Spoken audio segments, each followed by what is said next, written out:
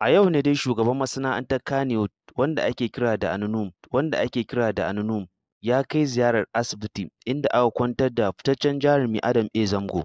Shugaban masana'antar Kannywood dai tun da wannan abu ya faru da jarumi Adam A. Zango yake ta fafutuka ya za a sama wa fitaccen jarumi Adam A. Zango lafiya. Lokacin da wannan haɗari ya faru da jarumi Adam A. Zango, Nu ya samu labarin wannan haɗari da Adam A. Zango ya faru da shi a Kwanar Ɗangora.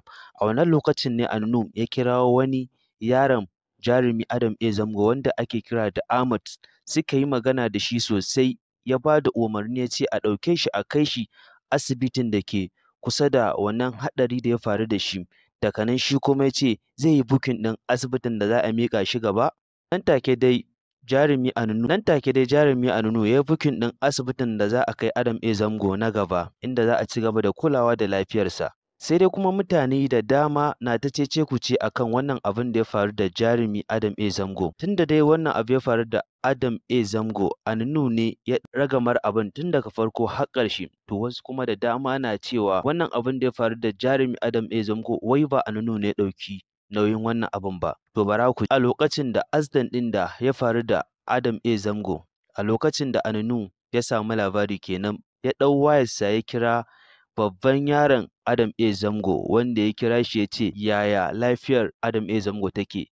Wannan yaron nashi Ahmad take cewa wallahi buguwa ce sai ka sai wane ne. Daga nan ya umarci wannan yaron nasa da a kai shi asibitin da ke kusa da gurin, daga nan kuma zai yi bukin na gaba. To kuma har yanzu dai Anunu shi ne dai ya ɗau nauyin abun, har yanzu kuma bai daina ba, inda kuma a yau muka samu labarin ya yi tattaki ya je asibitin da aka kwantar da jarumi Adam A. Zango, inda suka yi gaisuwa, suka yi raya, har ma a matsayinsu na abokanai da suka taso tare kuma suke sana'ar ta harkar fim.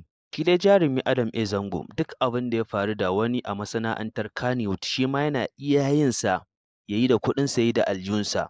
Saboda haka shi ma wannan jarumi shugaban masana'antar Kannywood ɗin, wato sarki, ya ɗauki ragamar wannan rashin lafiyar da ta faru da Adam A. Zango. Sai dai kuma har yanzu al'umma da dama na ci gaba da zuwa wannan asibitin da aka kwantar da jarumi Adam A. Zango don su duba lafiyarsa, su ga abin da ya faru da shi. Kullum dai Adam A. Zango sai ya karɓi baƙi wanda suke zuwa duba shi don su jajanta masa irin wannan haɗari da ya faru da shi.